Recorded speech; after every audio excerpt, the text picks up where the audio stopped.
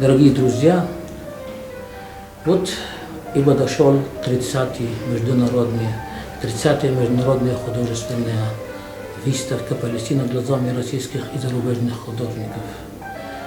Даже не верится, что 15 мая в прошлом году была всего лишь открыта первая художественная выставка, а буквально через год и 3 месяца мы подходим к 30-я выставка. Это, конечно, очень большой успех. Я благодарю всех художников, наших дорогих, замечательных, от Чебоксары до Сибирь.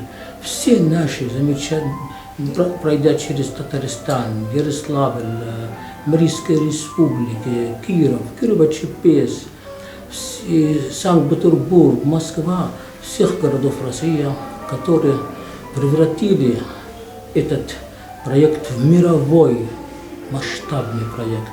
Они просто молодцы, их шедевры уже видят во всех странах мира. Их картины уже публикуют в разных СМИ, популярных СМИ в мире. Сегодня наша 30-я выставка в России. Помимо нее у нас было еще 6 международных детских выставок. Я рисую Палестину, которая эта инициатива была Медхат Алимзянович, наш дорогой Медхат Шакиров, председатель комитета по культуре. Мы его поддержали в этом. У нас еще были за рубежом 3 выставки. Выставка в Ерехоне, 2 выставки в Газа. Эти картины дают людям возможность увидеть Палестину с близкого расстояния, ощутить, понять. Святая земля, любить эту святую землю. Они и так ее любят. Без Палестины не было бы ни одна церковь в мире, ни один христианский священник, ни одна колокола, не был ни один бы праздник христианский. Палестина принесла миру мир, принесла веру, принесла священность. Палестина – это любовь, Палестина – это добро, Палестина – это мир, это объединение. И Палестина больше всех сегодня нуждается в этом мире. Она подарила миру, всему миру мир, а сама остается лишена этого мира.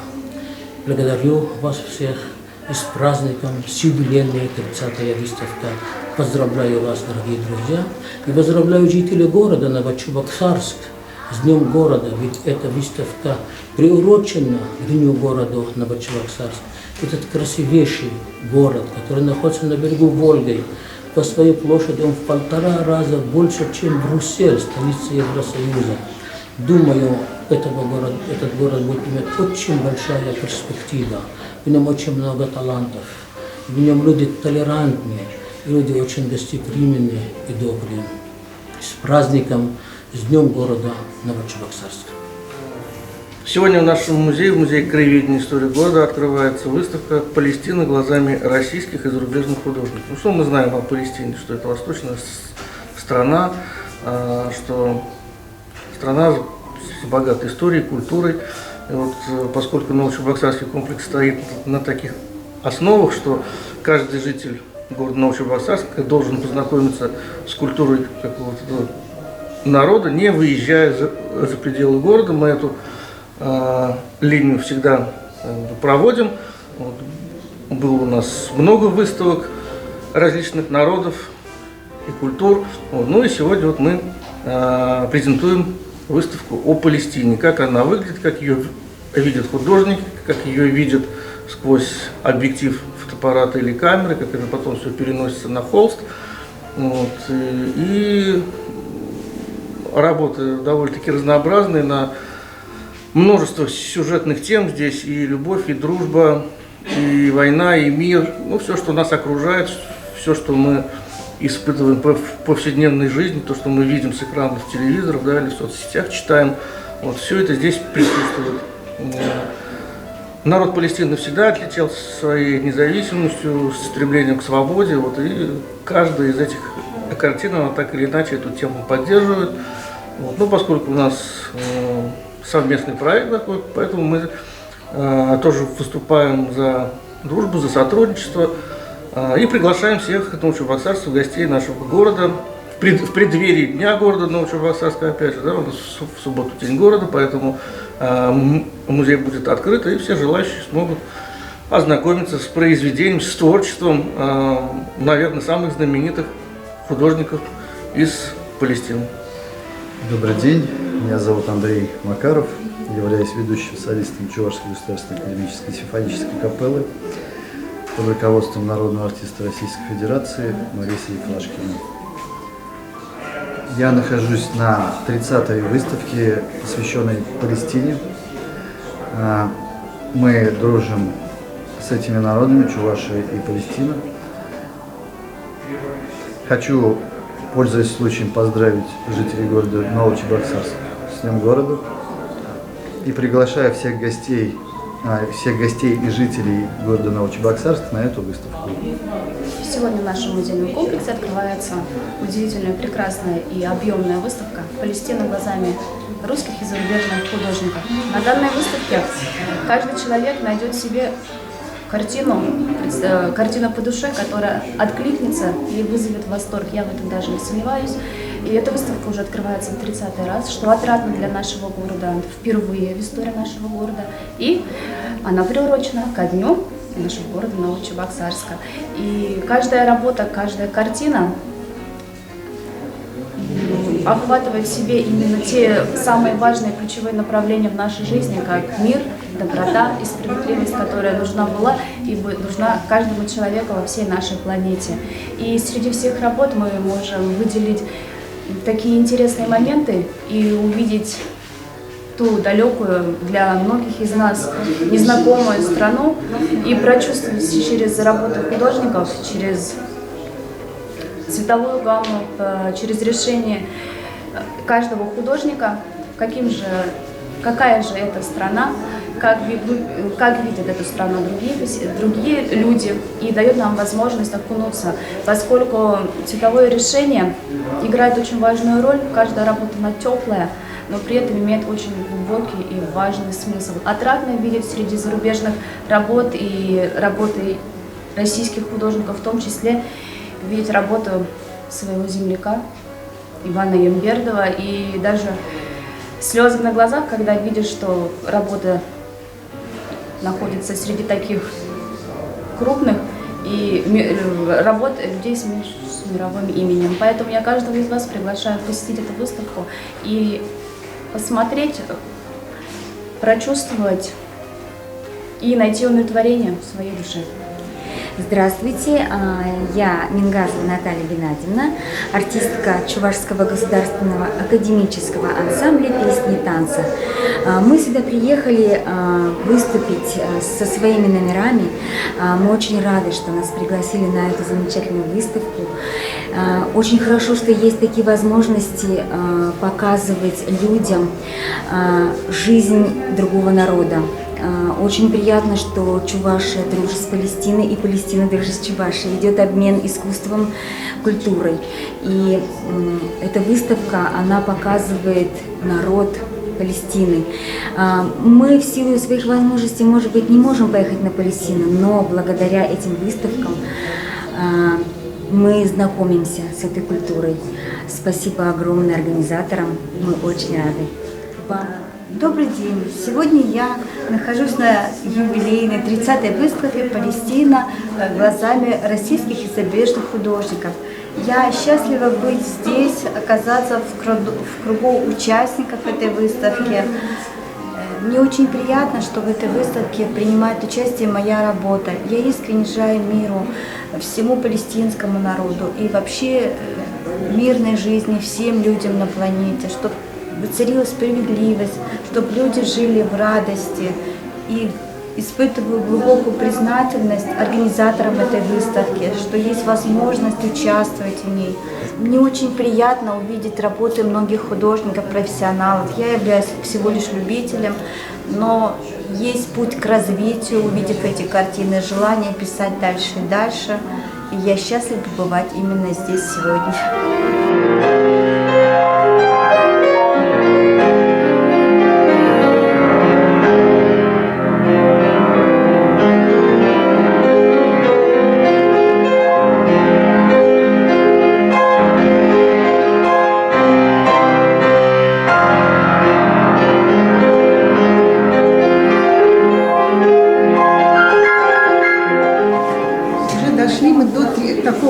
эпоха, когда открывается 30-я выставка «Палестина глазами российских и зарубежных художников».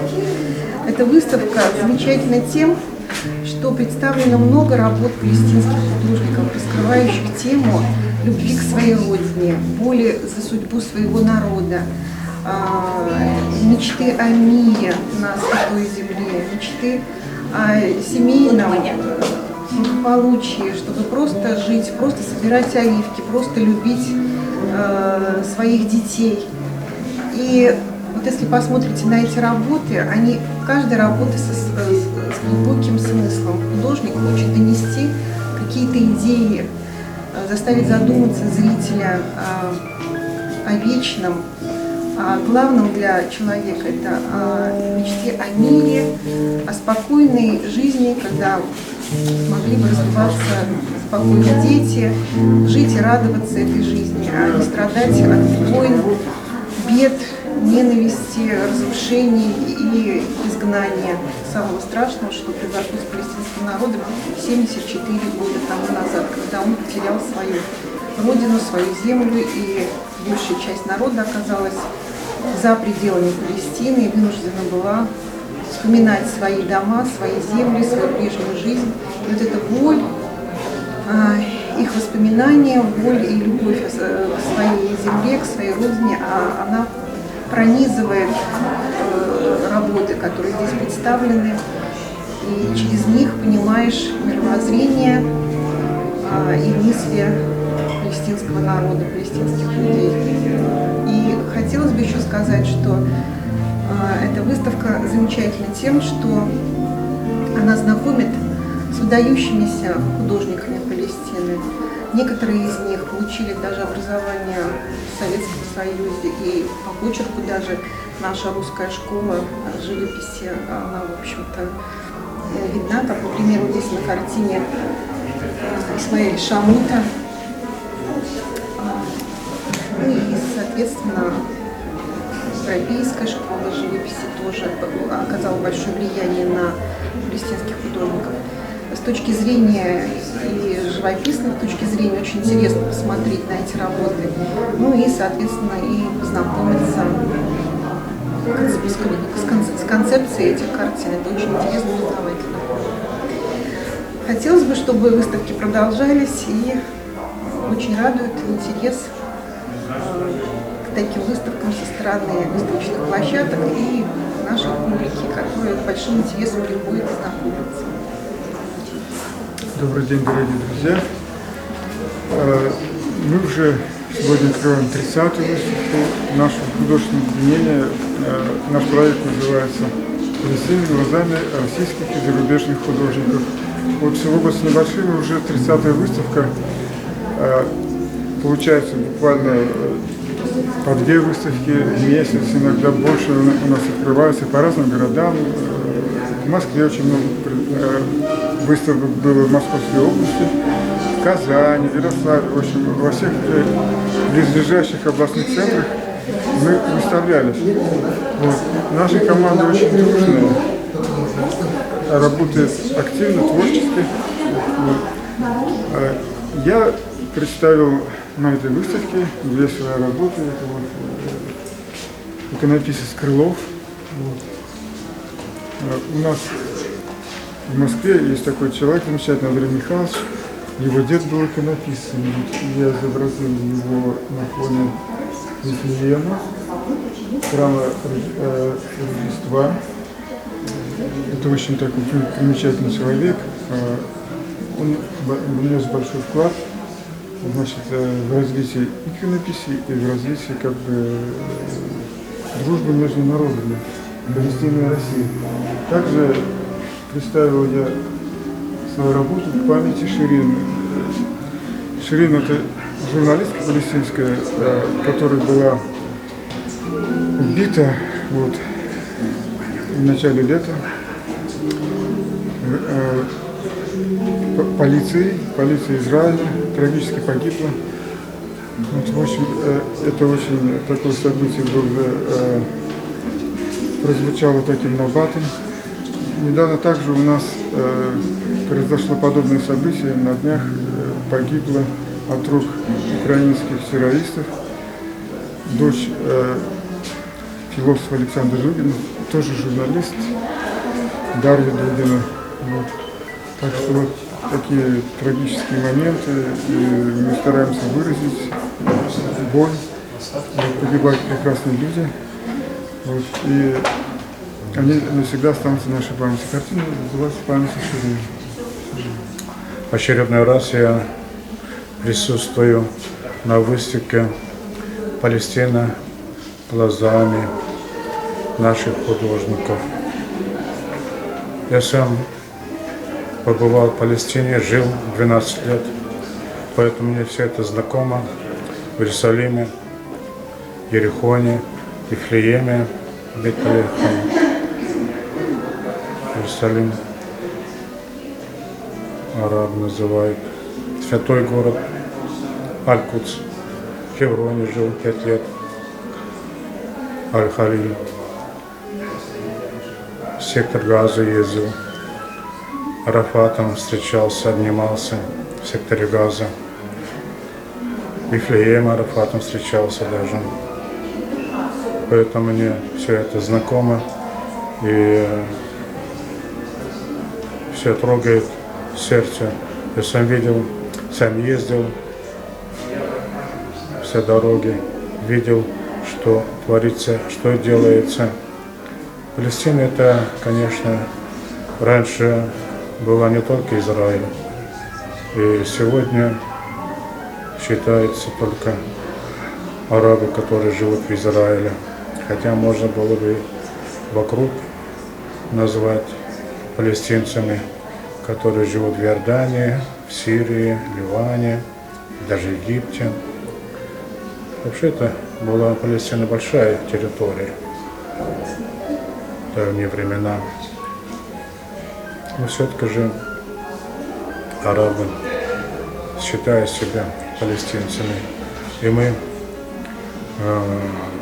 сегодня в Чувашии тоже имеем отделение Императорского палестинского православного общества. Благодаря нашим друзьям, благодаря Богу, конечно, мы общаемся, помогаем друг другу, поддерживаем. И дай Бог, чтобы эта дружба никогда не закончилась. Благодарствую. Итак, добрый вечер. Я сегодня у вас нахожусь на выставке. Здесь очень-очень хорошо, очень круто, одним словом. Недавно доктор Васам мне в субботу пригласил на ваш праздник День Чебоксары. Я раньше на таком празднике я не был. Вот. Я ему скажу очень большое спасибо за то, что меня пригласил. Я там 2 дня веселил народ чувашский около музея Чапая. Значит, Чапай зовет на чай. Там также я фотографировался с вашими людьми, большими даже мэром города. Вот. Потом в воскресенье ушел прямо в городе, я играл всем, пока ждали там люди, играл разным коллективам, даже МЧС, пожарные, работники всех отраслей, везде играл, ходил я. Мне очень нравится чувашская мелодия, я даже чувашский гимн играю, уважаю чувашский народ. Мы же с вами соседи, я изморел. Я должен вам сказать, что с 1998 года по сегодняшний день до сих пор делаю по-чувашски благотворительные концерты. И не только вот у нас Моргауши, Кугеси, потом Маркусат, вот, и у нас еще около границы Нижнего Новгорода, забыл, какой у нас Ядрин. Ядрин, да, и других отраслях. Я очень люблю музыку чувашскую. Я вам всегда для начала гимн Чувашской Республики. Я уважаю вас. Можно? Для начала.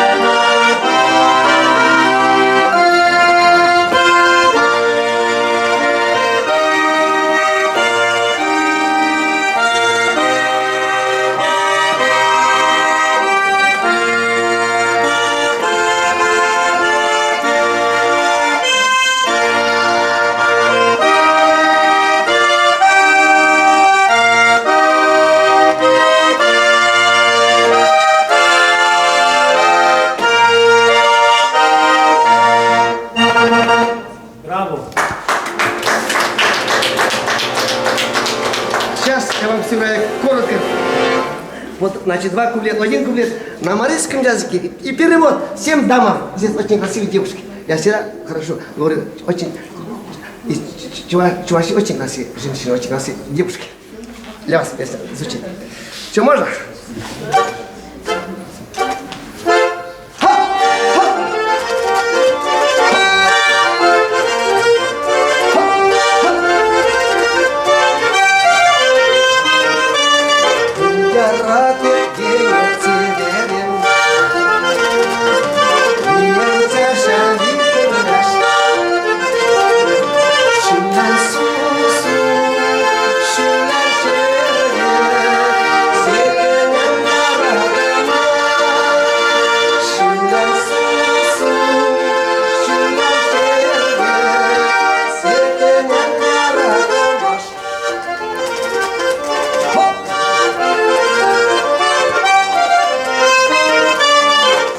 Любишь, милая моя, буду очень счастлив я. И в душе цвет он прекрасный, рассветом уходя. И в душе цвет он прекрасный, рассветом уходя.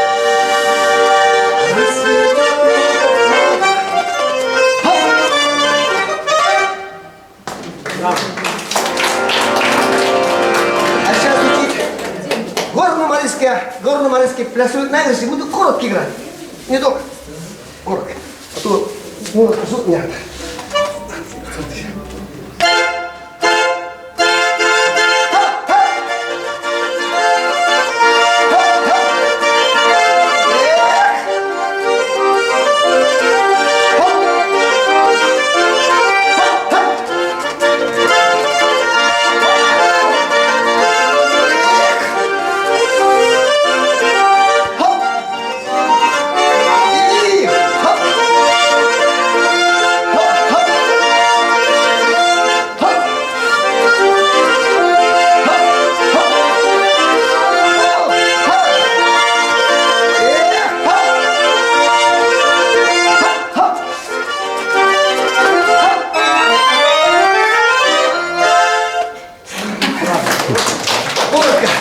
Я еще должен сказать большое спасибо вашему главе республики Олегу Алексеевичу.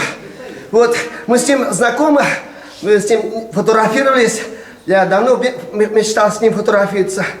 Я думаю, у нас дружба будет всегда с марийцами, с Марелем и Чуваши. Мы же рядом, ваши соседи. Спасибо. Всех вам зеленых благ. Я хочу пожелать вам всем крепкого здоровья, крепкого кавказского долголетия, чтобы быстрее во всех семьях, чтобы были все живы, здоровы и чтобы быстрее кончилась война. Мир на земле. И в честь этого я еще хотел сыграть, мы же в составе России, я еще очень хочу сыграть гимн гимн России. Послушайте, как стоит на гармошке. Момент, сейчас.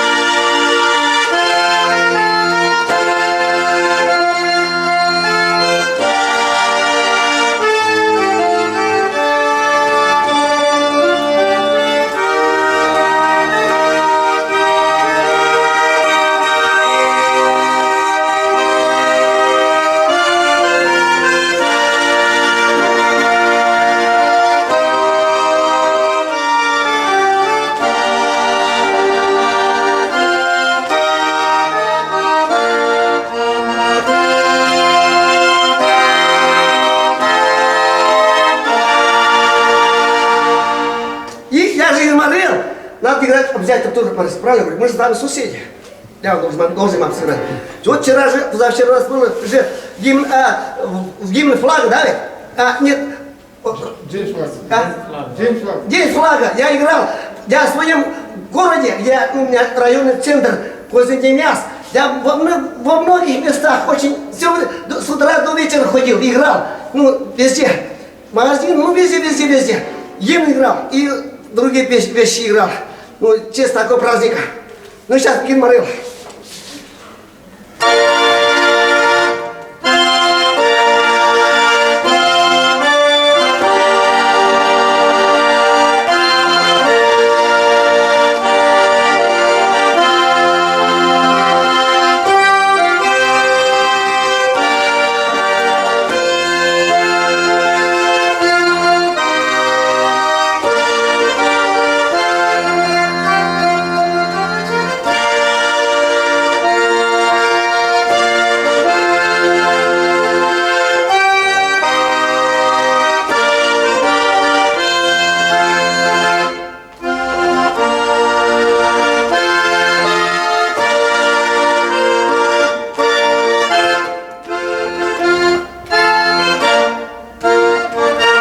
Сейчас никак нельзя не сыграть. Это любимая песня Андрея Николаева, космонавта. Мне очень песня нравится. Я ему всегда, всегда везде играю. Знаете, без куку. Просто звучит. Я очень эту песню никак нельзя не играть.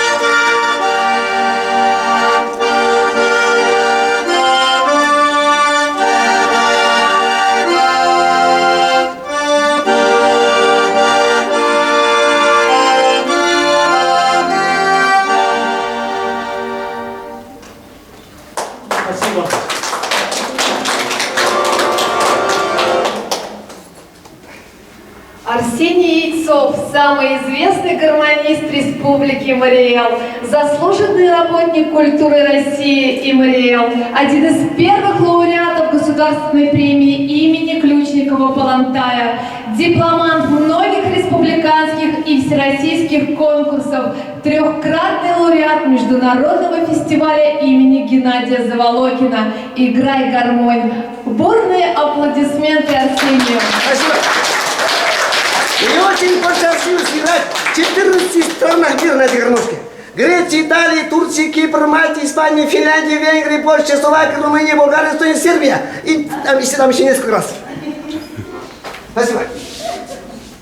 Дорогие гости, приглашаем вас к просмотру 3 небольших фильмов о Палестине, для того, чтобы после, когда пройдет открытие выставки, вы все поняли, о чем эти сюжетные картины о Палестине, что они говорят и какой смысл они за собой несут.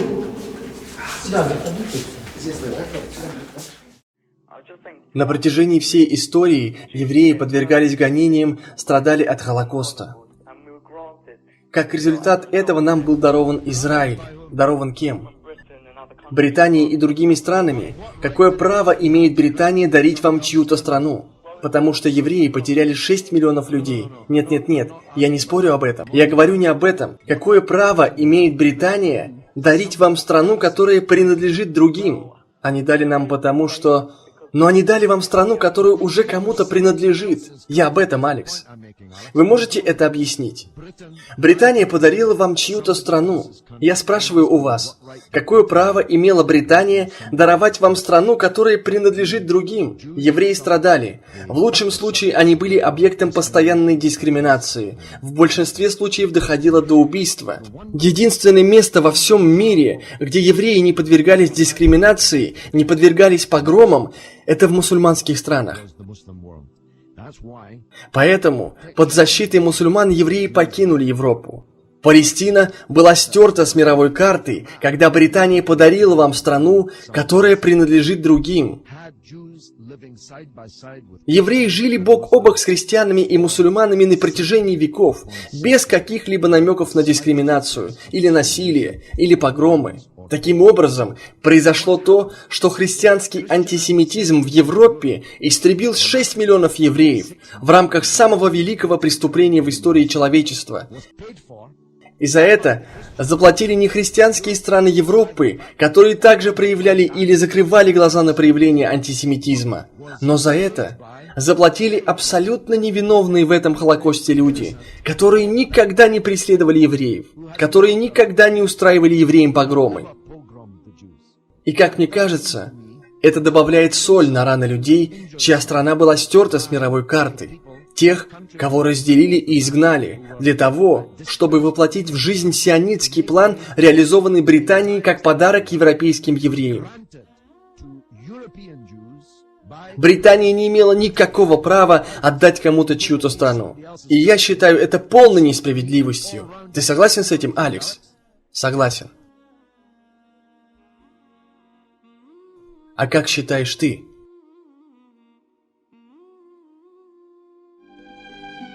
Ближневосточная страна Палестина. Эта земля священна для иудеев, христиан и мусульман. Слово «Палестина» происходит от названия древней страны Филистии, которую населяли хорошо известные по Ветхому Завету филистимляне. Палестина глазами художников России выставка под таким названием открылась в Казани. Около 50 работ представили мастера-кисти из Палестины, Татарстана, Башкортостана, Республики Мариэл, Чувашии, Хакасии, Вологодской и Кировской областей, а также Санкт-Петербурга, Москвы, Кирово-Чепецка и Ярославля.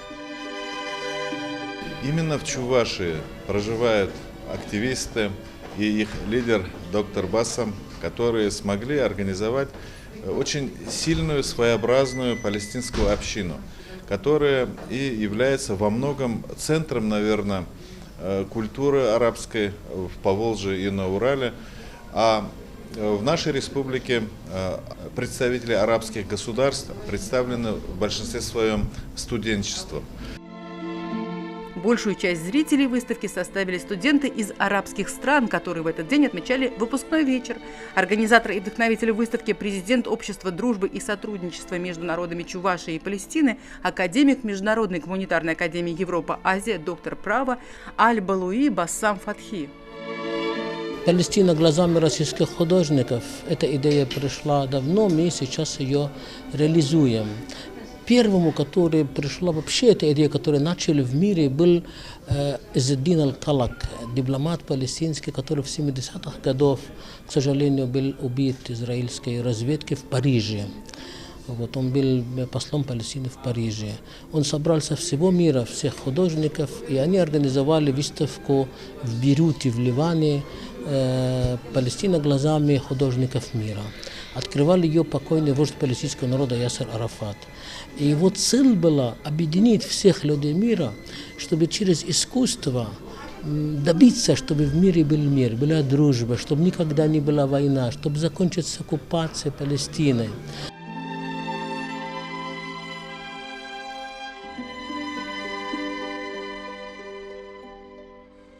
Эта картина называется «Палестина. Масс земли», потому что в Палестине как раз родились все религии, родился Иисус Христос. Самое главное место мусульманов, мечеть Аль-Акса, и христианов. И он показывает здесь масс этой земли, которая от горя, от оккупации, от потери Родины, она в таком ужасе. А здесь он показывает оливковое дерево многовековое, которое 5000 лет ей. И на ней показывает великий палестинский поэт Моин Псисо.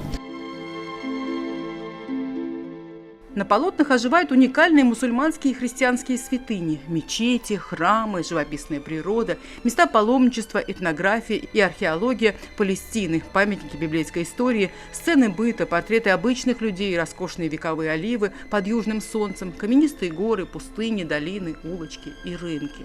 Последние являются обязательной частью культуры городов Палестины. На полотнах изображены Иерусалим, Иерихон, Наблус, Газа, Самария, Хеврон.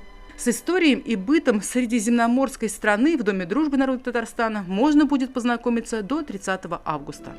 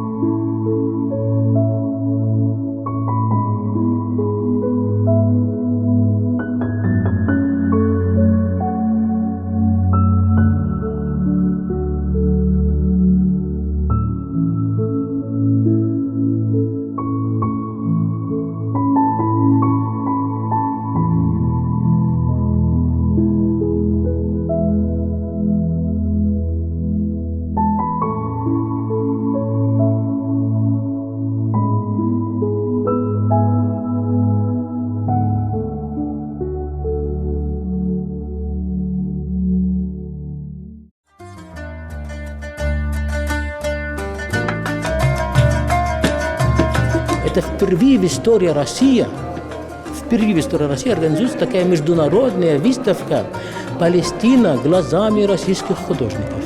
Некоторые художники писали эти картины в Палестине, находясь там, но большинство их никогда в жизни в Палестине не были.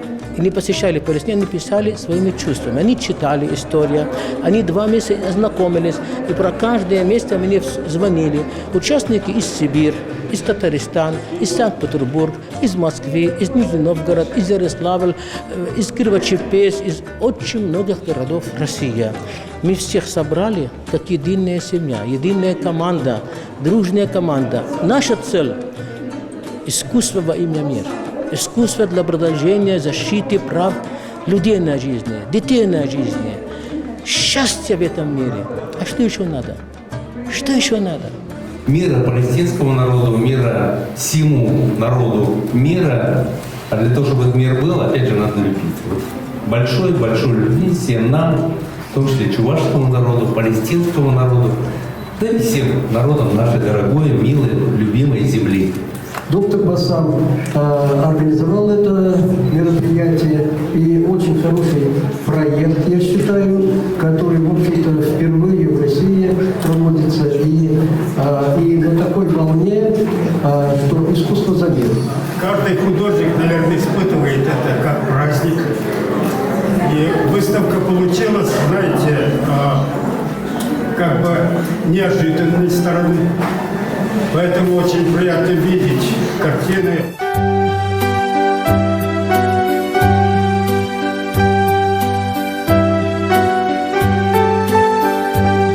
Анунаки – это Ану, это значит с другой планеты человек. Это первый из анунаков.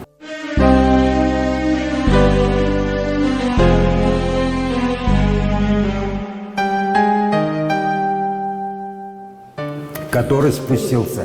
После него уже появились тут Энки, там, Иштар. Вот эти вот богини, цивилизация пошла совершенно другим путем.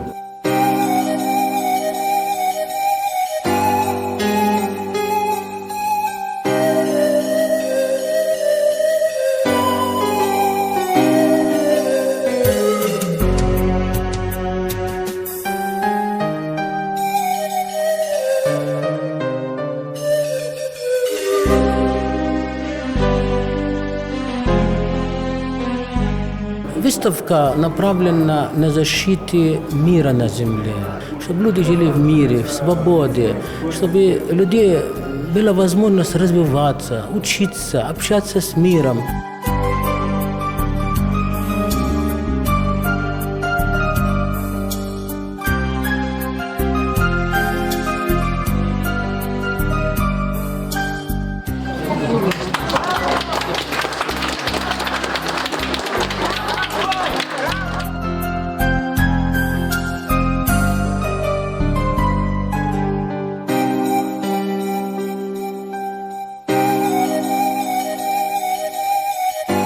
Хотели показать в своей работе палестинский рынок, историю народа, историю искусства, народного искусства.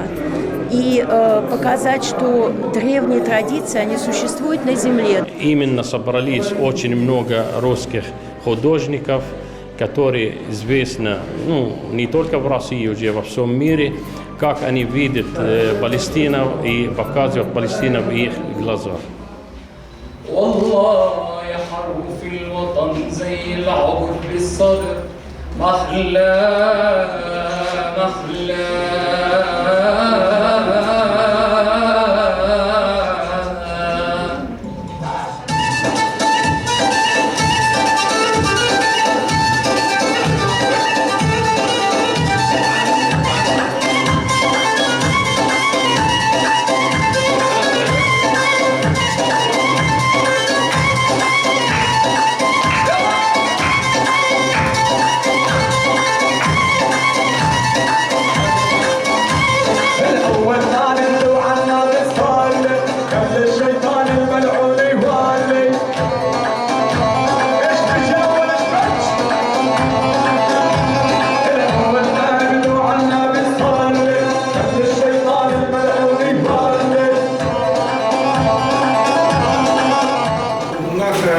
Выставка, которая имеет вот такие мирные корни, которые направление к развитию, направление к тому, чтобы люди понимали друг друга, любили и уважали вот эту вот ценность жизни.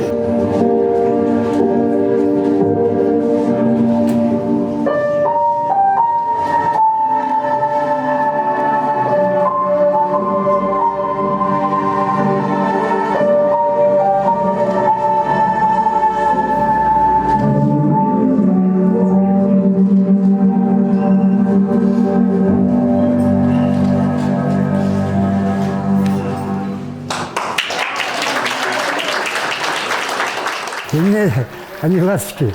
Это символика дружбы людей, друг друга никогда не бросать. Ласточки они такие, они никогда, если хищник нападает, они все кидаются, они побеждают. Вот я хочу, чтобы и палестинский народ, и чуваши всегда были, друг другу помогали в нужный момент, защищали. Вот такие должны быть, как ласточки.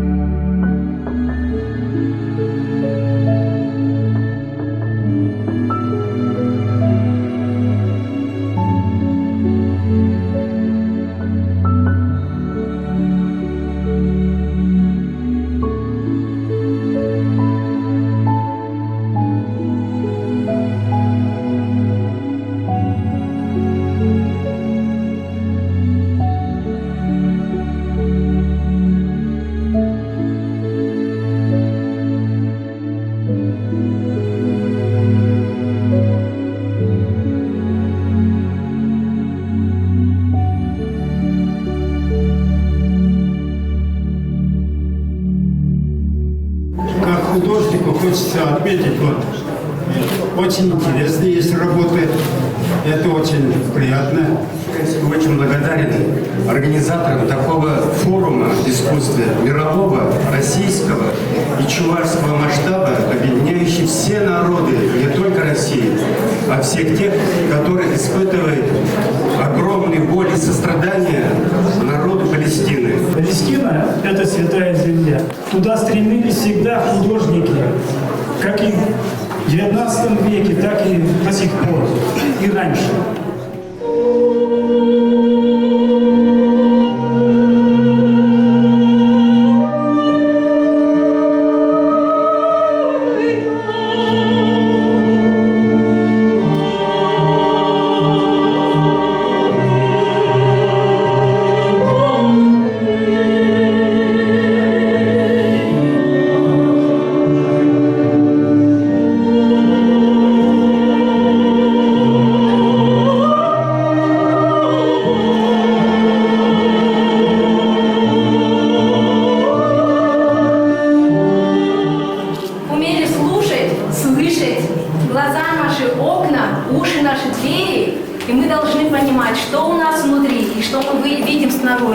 Поэтому, когда будет целостность этого, будет мир.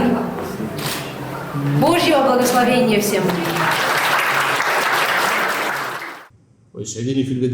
Я хотел бы поблагодарить художников, участвующих в выставке «Палестина глазами русских художников», а также тех, кто ее организовал, в особенности уважаемое правительство и дружеский народ Чувашии, а также организацию Ассамблеи представителей народов, проживающих в Чувашской республике, и уважаемого доктора Бассам Аль-Балаев, президент Ассоциации дружбы и сотрудничества между народами Чувашии и Палестины. Льва Пантелеймоновича Куракова, который эту здание построил, который основал Дом дружбы народов, который основал Ассамблею народов Чувашия, который был объединитель народа, который никогда не держал зло ни на кого и простил всех, кто в этой жизни его предал. И поэтому, проводя эту сегодняшнюю встречу, вот студенты подошли сейчас из разных высших учебных заведений, они обучаются у нас.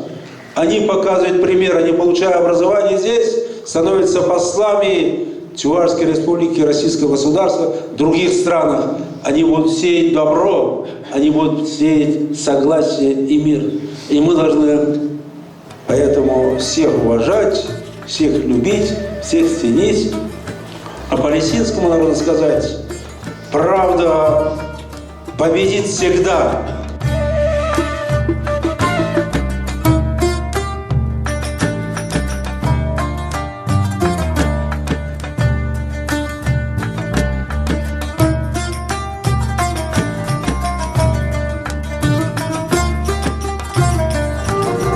Уважаемые гости, мы рады приветствовать вас сегодня на открытии 30-й юбилейной международной художественной выставки «Палестина глазами российских и зарубежных художников» в гостеприимных стенах Музея краеведения и истории города Новочебоксарск.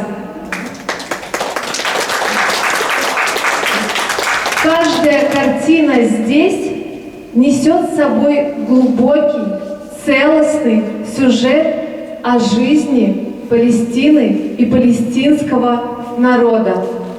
Выставка посвящена 74-й годовщине Накбы. Это день катастрофы палестинского народа в 1948 году. 140-летию основания Императорского православного палестинского общества и памяти иконы палестинских средств массовой информации, великой дочери палестинского народа, патриоту Палестины, журналистке Ширин Абу Акле, которая трагично погибла 11 мая 2022 года, награжденной высшей наградой Палестины «Звезда Иерусалима». Для открытия выставки и приветственного слова и подписания соглашения о сотрудничестве приглашаем директора историко-художественного музейного комплекса Спрыжкова Дмитрия Валерьевича,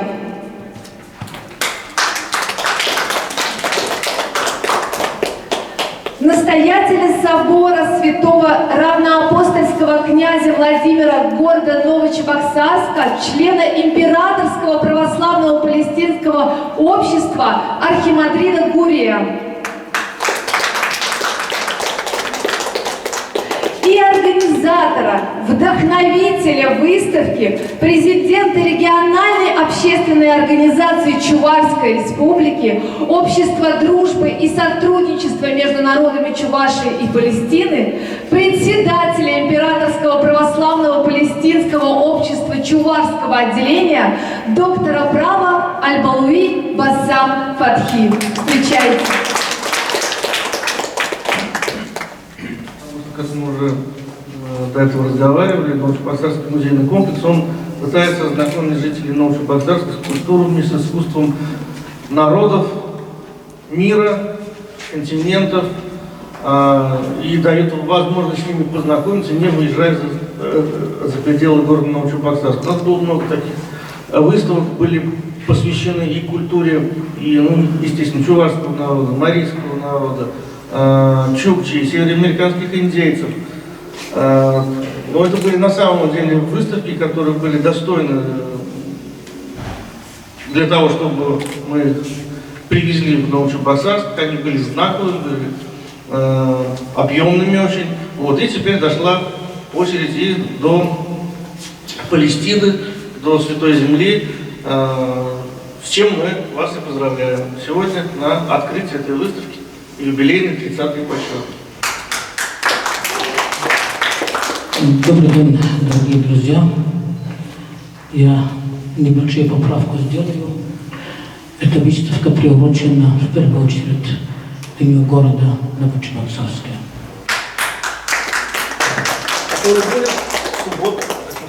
Да, так что всех приглашаем на праздники. Этот замечательный, красивый, прекрасный город, который находится на берегу Волги.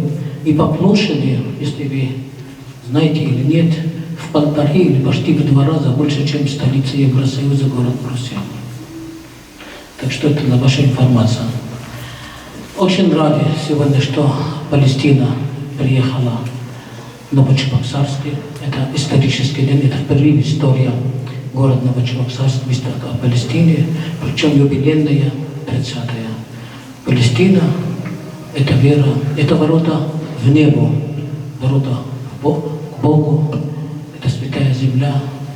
Палестина – это добро, Палестина – это любовь, это милосердие. Палестина объединила всех жителей земли, которые верят в Иисуса Христа. Иисус присутствовал 33 года на нашей планете, он палестинец, и прошло 2000 лет, как его распяли, и большинство жителей земного шара ему верят. Это о многом говорит. Можно подумать, есть ли такой президент, или король, или вождь в мире, или султан, или шейх, который не то, что большинство жителей земли ему верит 2 или 1000 или 500 лет, а его народ, чтобы верили ему 5, 10, 15 лет. Это Иисус, который все жители земли почитают, который никогда не был в России, никогда не был в Чувашии, но он в сердцах каждого верующего человека на этой земле. Если бы не Палестина, не было бы ни одна церковь в мире, ни один православный христианский священник, ни один храм, ни колокола. Поэтому Палестина – это духовность, это добро, это мир, это любовь. Спасибо вам большое. Хочу передать слово дорогому отец Гори, который жил в Палестине и который встречался с великим вождем палестинского народа Ясер Арафат, который кушал палестинский хлеб, который дышал палестинский воздух. Маслины кушал, оливковое масло настоящее, и собирал, который познал жизнь и земля Палестины, живя на ее территории. Пожалуйста, отец Гори. Благодарствую доктора Басу Абуеву. Я здесь всего-то 2 года, поэтому, думаю, имею право сказать добро пожаловать в наш город Новочебоксарск. Да, Палестина, Чувашия, для меня, конечно, это было вообще чудо настоящее. Первое, что я удивился, живя в городе Хеврон, по-арабски Аль-Халиль, узнал там очень много русских женщин, в том числе, оказывается, из Чебоксара были там женщины, из Канаша даже, вокруг Хеврона они жили. Они к нам приходили в храм, там дуб Маврийский, около дома Маврийского у нас 7 гектаров земли, ну как земля, там камни есть камни, на склоне горы, храм построили, еще успели до 2014 года, итальянцы строили под видом больницы, потом итальянцы разбежались, когда узнали, что это храм будет, и кое-как потом все-таки достроили. Там есть двухэтажный паломнический дом, вот в этом дому мы жили, как говорят, собирали маслины, виноградником занимались, ухаживали за виноградом, учились, арабы нас учили, учили арабский язык. Представляете, женщины образованные из России, из Канаши-Посарыни, сразу начинают учить арабский язык и начинают работать. Там без арабского языка невозможно работать. Они учителя, инженеры, врачи, особенно наши. И с ними общаемся по-русски, к нам приходят гости. И у нас чаепитие бывает по-русскому обычаю. У них свое там, они кофе пьют. У них так принято. Поэтому, когда мы идем, мы священники по улице, каждая лавочка приглашает кофе, уже к концу улицы уже пьяным становишься, сколько кофе напьешься. В Иерусалиме я жил в русско-духовном миссии 12 лет. Эта русско-духовная миссия образована для паломников, которых надо было принимать и показывать, устраивать на ночлеге. Тогда не было никаких зданий, потом построили. Потом уже в 1882 году появилось императорское православное палестинское общество. Вот мы теперь являемся вдвоем членами. Недавно нас зачислили. Теперь у нас отделение такое есть, Чувашия. Палестина – это сегодня, конечно, только там, где арабы живут. Хотя в древности это была большая территория, была не только Израиль сегодняшний, а вокруг. И мне приходилось, правда, ездить в сектор Газа, наверное, вы слыхали, недавно в новостях было, как там ракета летает, а туда тоже бомбят. Там встречался на приеме с Арафатом, к нему в канцелярию ездил, его резиденция в Иерихоне, его резиденция бывал даже в Вифлееме, в Бетлехеме, бывал в резиденции с Арафатом. Приходилось по службе как представитель Русской православной церкви, Русской духовной миссии общаться по дипломатической линии. Поэтому ездили, можно сказать, под пулями, под танками, не боялись. Господь нас сохранил, как видите, мы теперь живы-здоровы, слава Богу, никаких у нас проблем не было, Господь нас сохранял. В Хевроне, там только одни мусульмане, я вам забыл сказать, и среди мусульман наша русская духовная миссия, русская церковь. Вот, удивительно. И мы жили в дружбе, как я говорю, каждый магазин, пожалуйста, приглашает, кофе угощает. Они все мусульмане. А эта одежда, национальная их одежда. Меня они всегда за свое принимали, где бы я ни был. И мусульманы дома даже был, в гостях у профессора, там университет есть. Вот. Поэтому еще раз доктора благодарствую за приглашение. Я здесь уже, то есть, видно, это не первый раз. бывал, и дома тоже был. И сегодня вот здесь у нас дома. Поэтому еще раз добро пожаловать и благодарность еще раз. Спасибо. И разрешите меня. Недавно я был в Москве. До того, как еще удостоверение нам выдали, господин Сергей Владимирович Степашин передал каждому из наших членов общества, Императорское православное палестинское общество, вот такой значок. Разрешите, я вам передам. Такой же значок у нас в русской духовной миссии есть. И еще хочу вручить, уважаемый Дмитрию Валерьевичу, благодарственное письмо за то, что он такой замечательный человек, прекрасный директор, организатор, талантливый, обязательный, пунктуальный. В нем можно перечислить очень много качеств, гостеприимный, щедрый, добрый. Вот такое благодарственное письмо ему.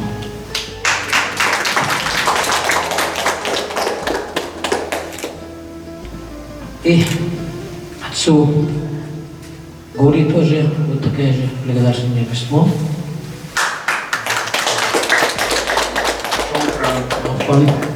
Вот. А директору хочу подарить из Святой Земле. У вас есть такая, отец Гури, вам подарили, да? Да. Директору музея хочу подарить из Святой Земли Палестина лента дружбы народов, которая освящена в храм Рождества Христова в Вифлееме и в мечеть Ал-Акса.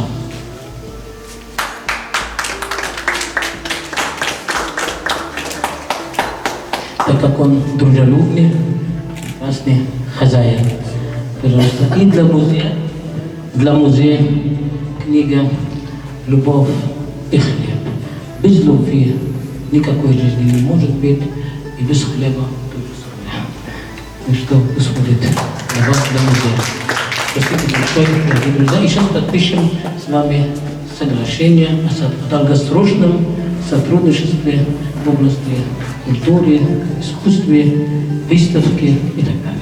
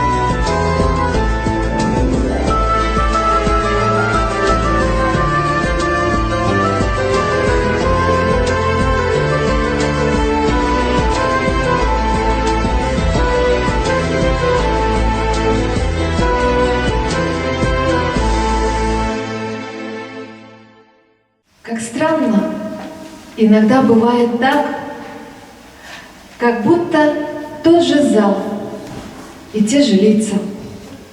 Все той же музыки, пульсирующий такт, и также свет мерцает и струится. И в этих звуках, плавясь и дыша, мгновение назад совсем чужие. Два тела и единая душа, иное все прекрасно и едино. Продолжим прекрасным вальсом в исполнении солистов Чувашского государственного академического ансамбля песни и танца Мингазовых Наиля и Натальи. Встречайте!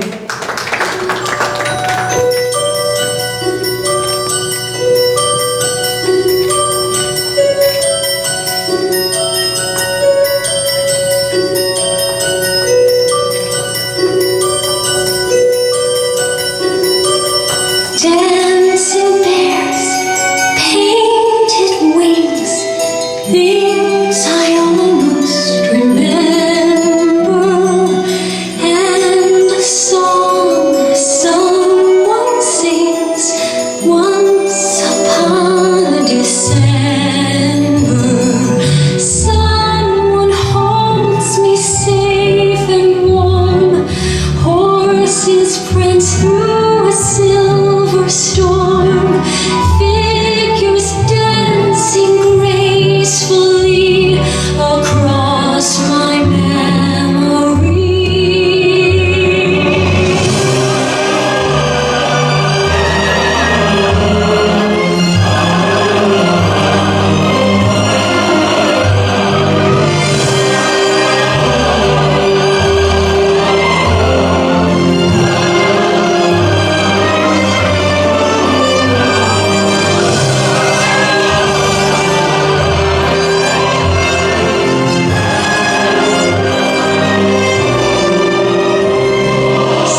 Someone holds me safe and warm, horses prance through a silver storm, figures dancing gracefully across my memory. Far away, long ago, glowing dim as an ember, things my heart used to know, things it yearns to remember, and a song someone sings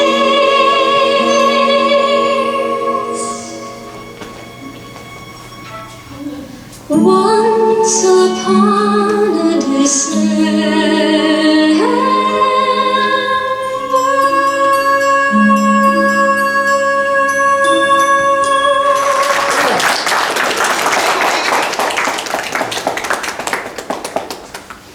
Большое спасибо. Замечательные, как говорится, артисты знаменитые у нас, кстати, мужчина. Уже сколько на сцене? 26? 20 лет. Я был на вашем юбилее. Тракторный. Спасибо огромное. Вот такая благодарность сегодня вам. И на ней картина «Икона свободы Палестины» Ширина Вакли, которую написала наш замечательный художник Надежда Викторова из города Ишкарала, который впервые сегодня приехали к нам в Чебоксарах и очень скромно там стоит.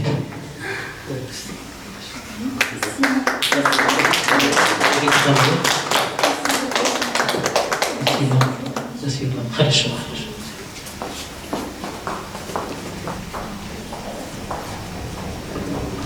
А тебе, Палестина, эти картины, а тебе, Палестина, они говорят, эти горы, ранивы, города и оливы, о священной земле, о священных садах.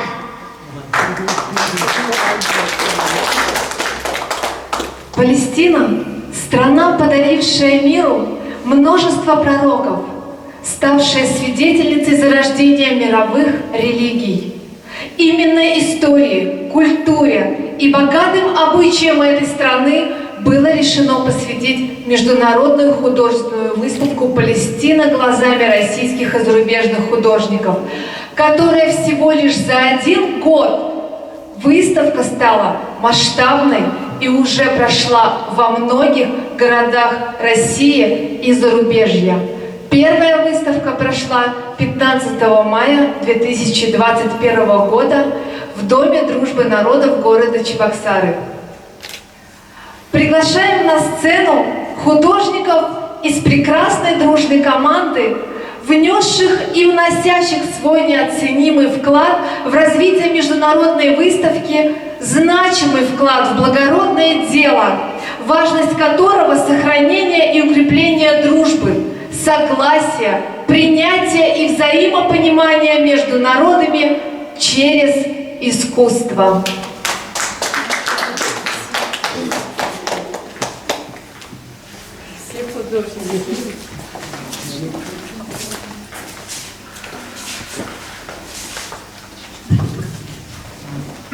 Добрый день, дорогие друзья.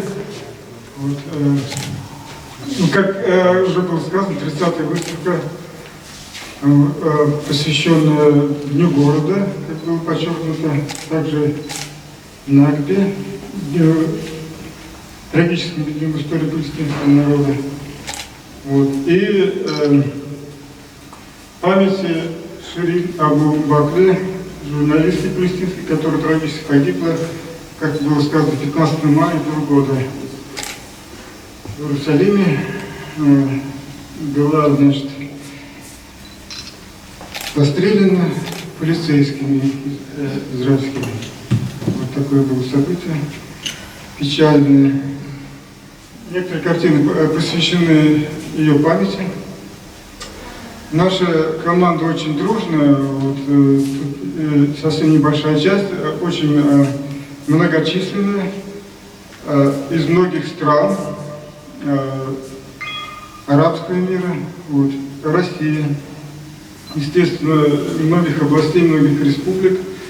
Художники очень активные и очень плодотворно работающие. Вот, что хочу сказать. Спасибо администрации города, коллективу музея за такой прекрасный прием, прекрасную экспозицию, что была организована в этих стенах.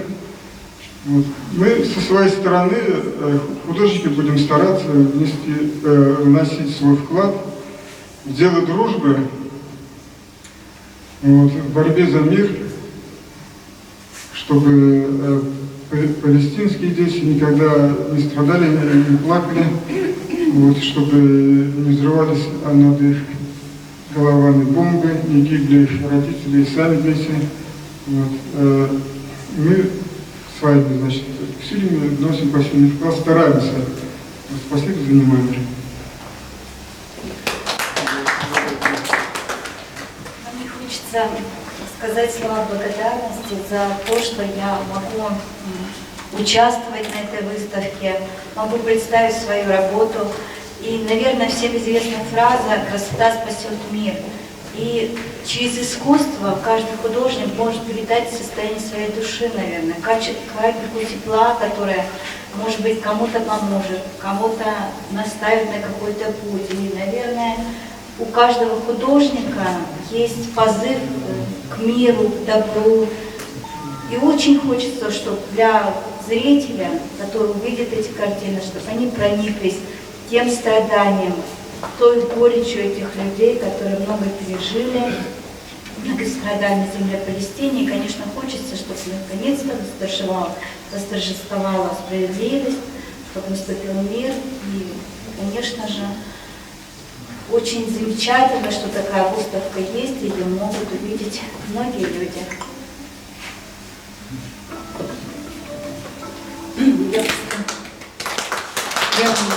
Я постоянно восхищаюсь работами палестинских художников. Конечно, наши художники тоже хороши, но здесь столько инновационных подходов к социальной жизни, столько всего интересного, так изобразить, так это представить, вот эту жизнь. Ну, конечно, они это все пережили, перенесли, и поэтому вынесли. Но так вынести вот на полотна, это, наверное, не так уж легко. Это нужно гибкий такой ум. Значит, народ этот достоин хорошей жизни. И я вот удивляюсь, в нашей, например, республике более 100 национальностей. И никто ведь ни с кем не дерется. Все хорошо, все у нас здесь нормально. Все понимаем друг друга. И разные у нас религии, разные культуры. Но народ, получается, един. Почему вот там вот такое произошло? Я давным-давно голову ломаю. И прихожу иногда к такому выводу. Если бы у нас действительно была... Но культура не может быть одинаковой. Но если бы у нас религия была одна на всех, ну, говорят, что Бог-то у нас один, конечно. Но если бы он еще был сплоченнее, этот народ, по вот этим направлениям, мне кажется, тогда бы у нас, наверное, был мир. Ну, а так вообще-то и думаю, ну, у нас ведь и есть и мусульмане, и есть и христиане, и есть и другие. Но все равно наша Чувашия живет, слава Богу.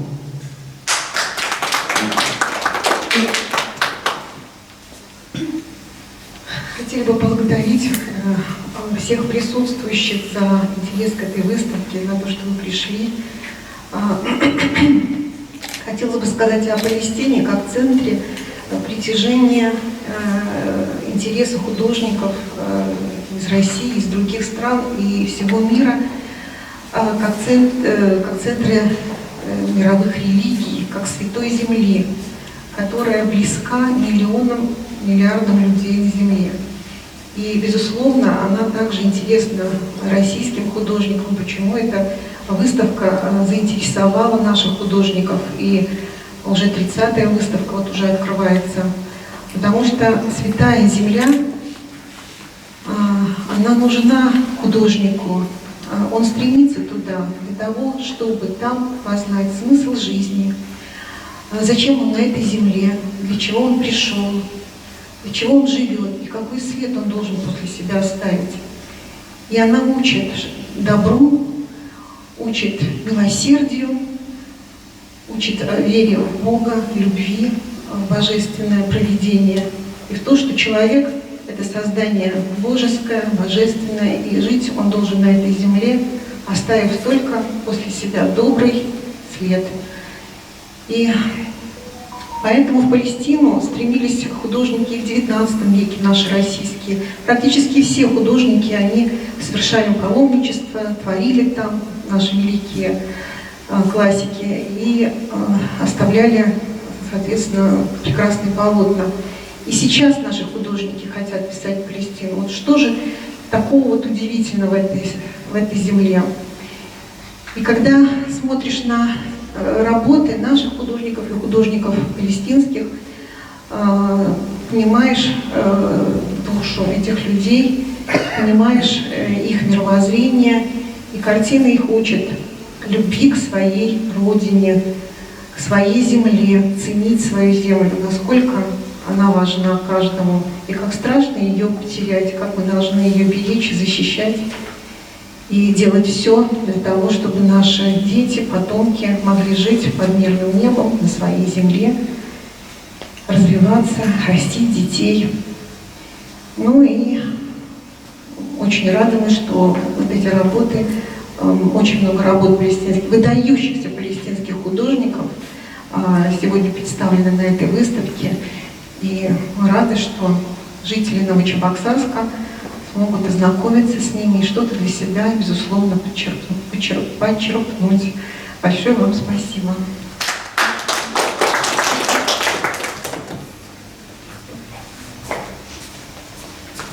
Дорогие друзья, разрешите поблагодарить художников, участники, представители нашей команды, потому что наша команда очень большая, начислится почти 300 художников. Я хочу им вручить дипломы участия на этой выставке. Вот Надежда Викторова, Надежда Анатольевна, начну с нее.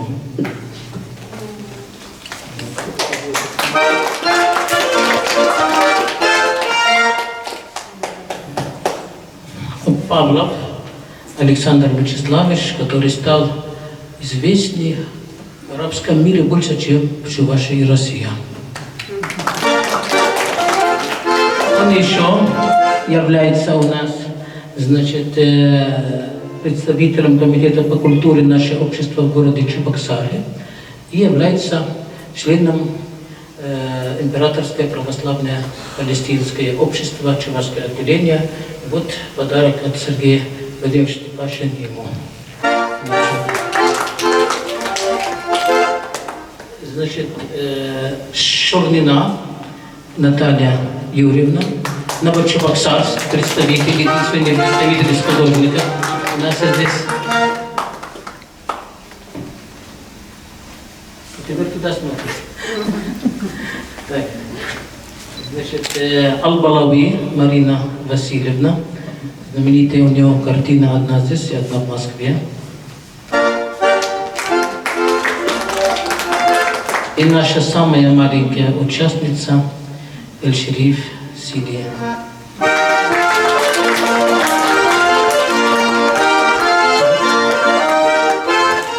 Так что у нашей Валентины Ивановны Маслова очень много дипломов, она их не получала, находится у нас в кабинете в Дома дружбы народов, так что когда ей удобно, она придет, и мы ей обязательно вручим. Спасибо.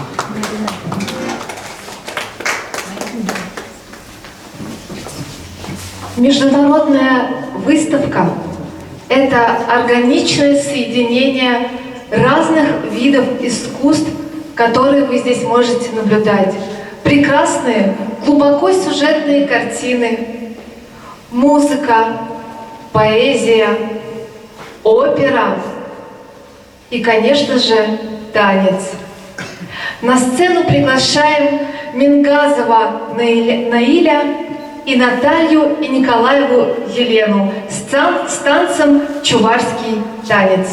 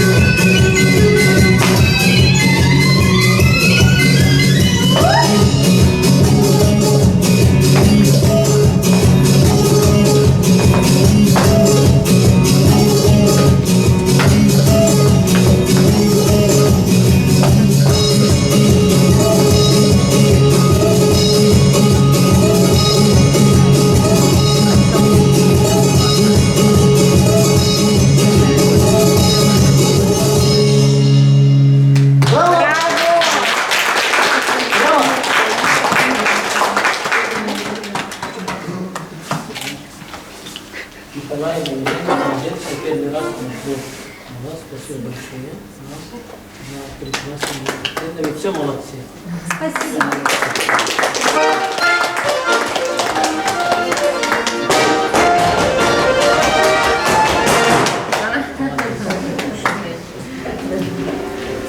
А теперь приглашаем на сцену артиста оперы, ведущего солиста Чувашской государственной академической симфонической капеллы, лауреата международных и всероссийских конкурсов, обладателя гран-при Всероссийского конкурса патриотической песни «Солдатский конверт» Андрей Макаров, тембр голоса баритон.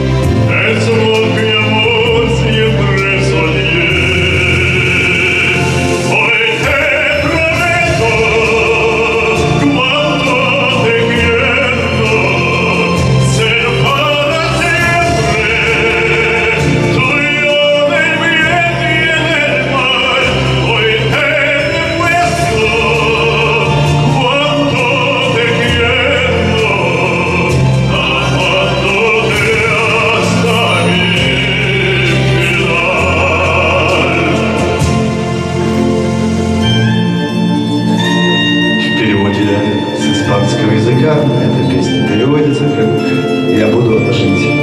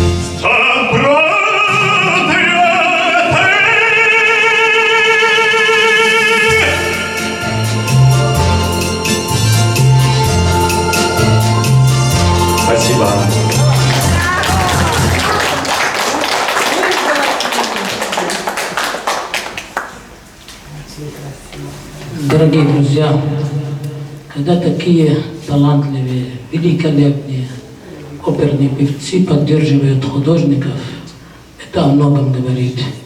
Такой интернациональный человек Андрей Макаров, который пел на арабском не менее лучше, чем и на итальянском, на французском, на русском, на чувашском, участвовал впервые в истории Чувашии, палестинский, ливанский, чувашский концерт на сцене театра опера и балет. Ему мы выражаем огромную благодарность. Я думаю, в мире увидит этот фильм, который сейчас снимается, и оценит по достоинствам. Уверяю вас, это будет один из величайших певцов в мире. Будет завоевать такую популярность. Увидите. Пожалуйста.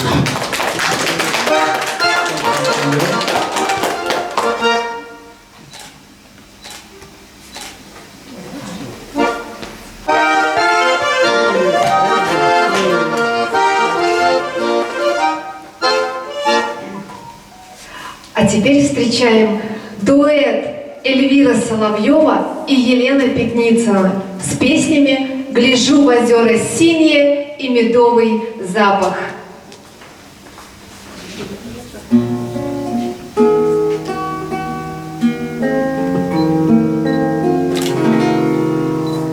Гляжу в озера синие, в полях ромашки рву, зову тебя, Россию, единственной зову. Спроси, спроси меня, милее нет земли. Меня здесь русским именем когда-то нарекли. Гляжу в озера синие, в полях ромашки рву, зову тебя, Россию, единственной зову. Не знаю счастья большего, чем жить одной судьбой, грустить с тобой, земля моя, и праздновать с тобой. Красу твою не старили ни годы, ни беда, Иванами да Марьями гордилась ты всегда. Не все вернулись соколы, кто жив, а кто убит, но слава их высокая тебе принадлежит. Красу твою не старили ни годы, ни беда, Иванами да Марьями гордилась ты всегда. Не знаю счастья большего, чем жить одной судьбой, грустить с тобой, земля моя, и праздновать с тобой. Не знаю счастья большего, чем жить одной судьбой, грустить с тобой, земля моя, и праздновать с тобой.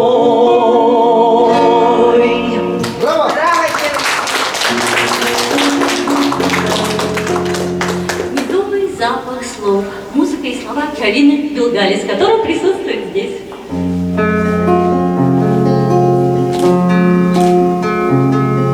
Поговорите, люди, отогрейте свои мечты, затерянный стежок.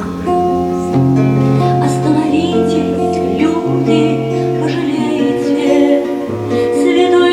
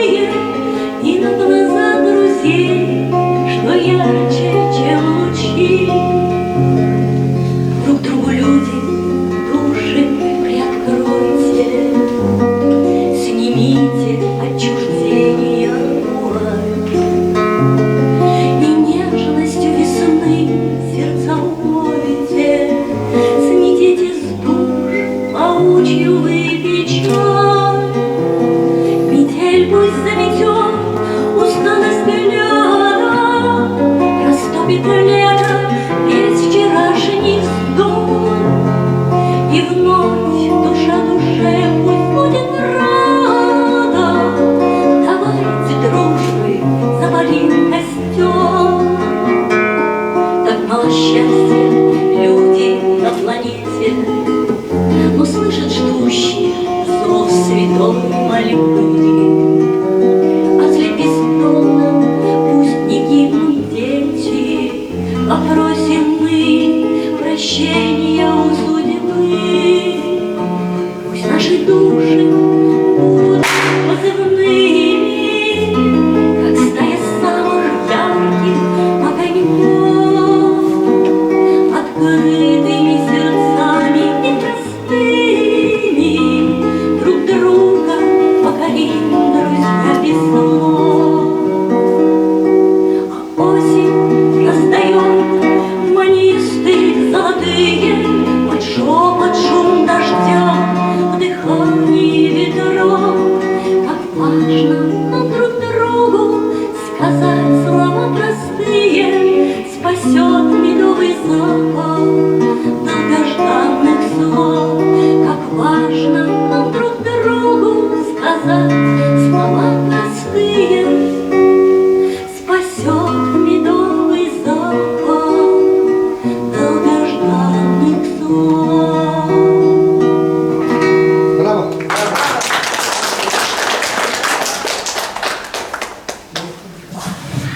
Как вам понравилось, как она поет? Браво! Очень мило. Тогда разрешите вручить ей благодарственное письмо.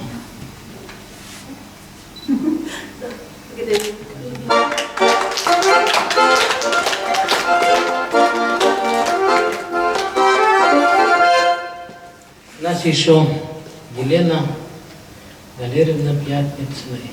Всегда напоминает один пятница, сегодня четверг. У нее две благодарственные письма.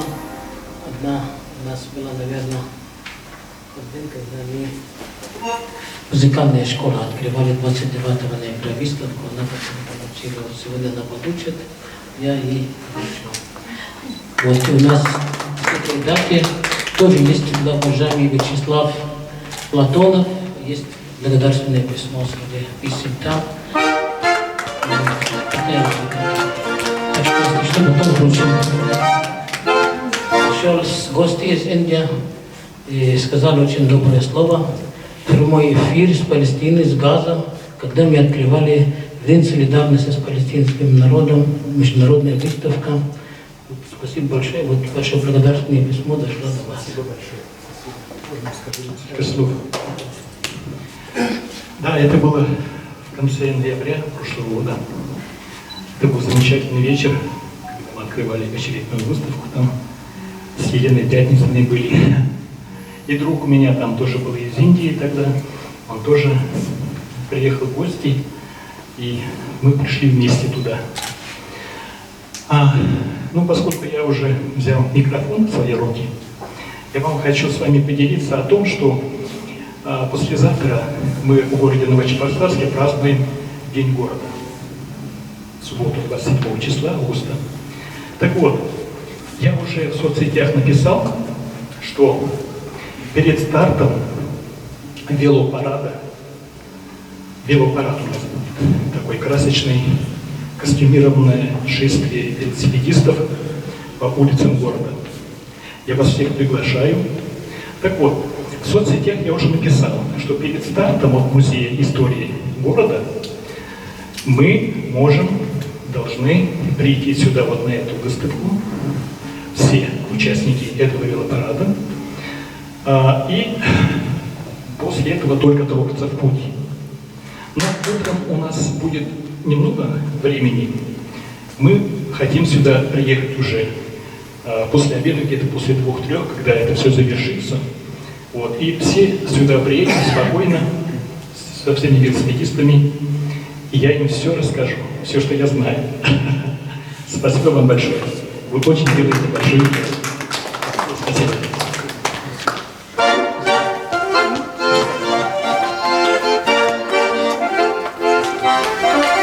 А теперь всех гостей, если можно, попрошу пройти в тот зал, где изображена погибшая журналистка Ширин Мулакова. Несколько слов сейчас будут посвящены именно ей. 11 мая 2022 года палестинский народ потрясла трагичная новость. От боевых пуль во время оккупации Палестины израильскими оккупантами погибла журналист телеканала Аль-Джазира Ширин Абу Акле. Она посвятила свою жизнь своему народу, подвергала свою жизнь каждый день опасности, чтобы служить правде, восстановлению справедливости. В борьбе за свободу своего народа, освещая многие инциденты с применением насилия, навязанные палестинскому народу оккупацией с максимальной прозрачностью, чтобы весь мир знал правду о событиях, происходящих долгие годы в Палестине.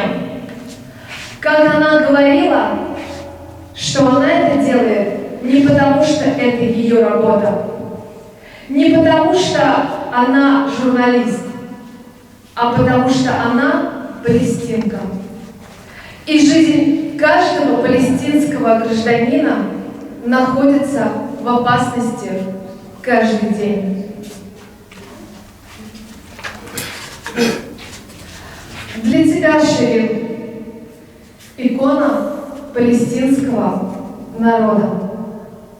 Она икона палестинского народа.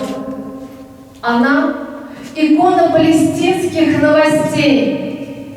О правде страшной у палестинцев дома, в своей стране. Уже так много дней они живут под гнетом оккупантов. Она под бомбами оповещает всех, чтоб мир услышал только истинную правду, а тот, кто убивает их, реальность информационных тем. Жилет-компресс, на голове защитный шлем. Идет туда, где убивают земляков, где льется кровь. Весь мир же знает, кем. Из года в год, день ото дня и вновь. Ее душа пришла на землю защитить, чтобы подарить бескрайнюю любовь народу своему. 11 мая, РИП. Прости, Ширин, не уберем. Покойся с миром, Палестины, дочь. Ты много сделала, чтобы победить. Твой путь продолжим мы. Мы твой народ. И ты жива для нас в наших сердцах. Ты завещала нам в свободе, в мире жить.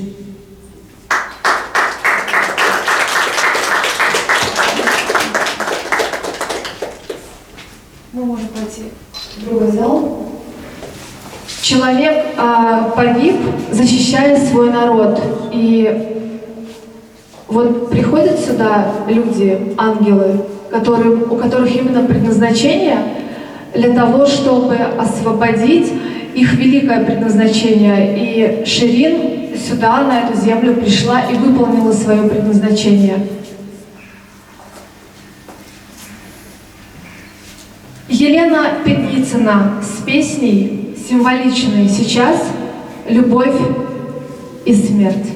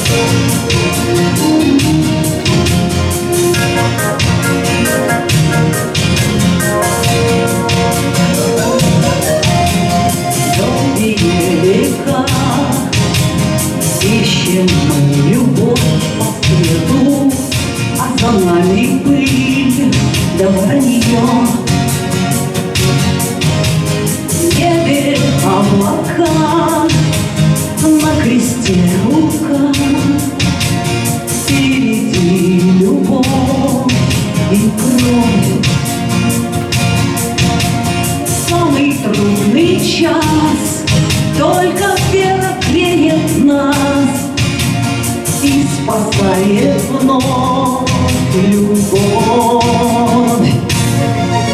Любовь и смерть, добро и зло, что свято, что грешно, познать нам суждено.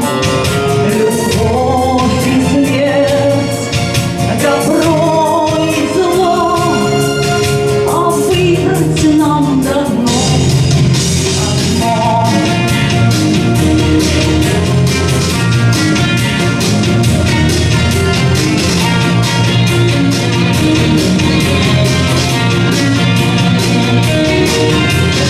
Мы в пути всегда, смерть идет за нами следом, но спасает Бог нас каждый раз.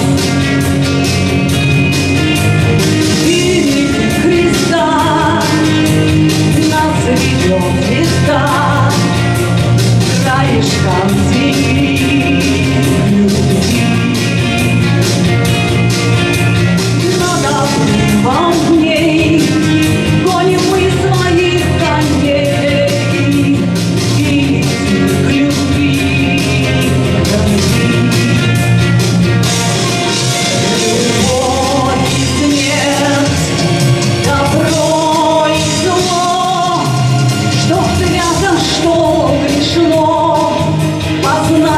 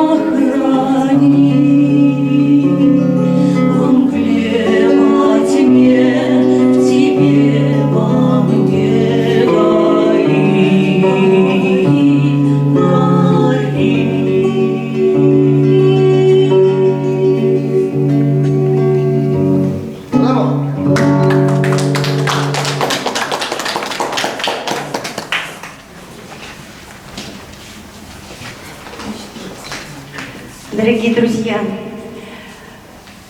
вот часто бывая на встречах с Басамом, я убедилась в том, что этот человек умеет дружить со всем миром. У него всегда речь наполнена добром, красотой, дружбой, что очень радует. И, наверное, каждый, побывав и пообщавшись с ним, наверное, задумывается и оглядывается, умею ли я дружить. Поэтому благодарю за ту миссию, которую вы несете здесь у нас, в Чувашии. Потому что человек, умеющий дружить, он умеет любить. Дружба – это та, наверное, основополагающая нашей большой любви, потому что начинается общение с дружбы. И если есть дружба, она обязательно перерастет в великое чувство любви. Я не буду читать этот первый стих, я прочту вам про дружбу. А здесь хочу сказать, что у нас, у каждого есть в груди птица счастья, которая помогает нам быть человеком, которая...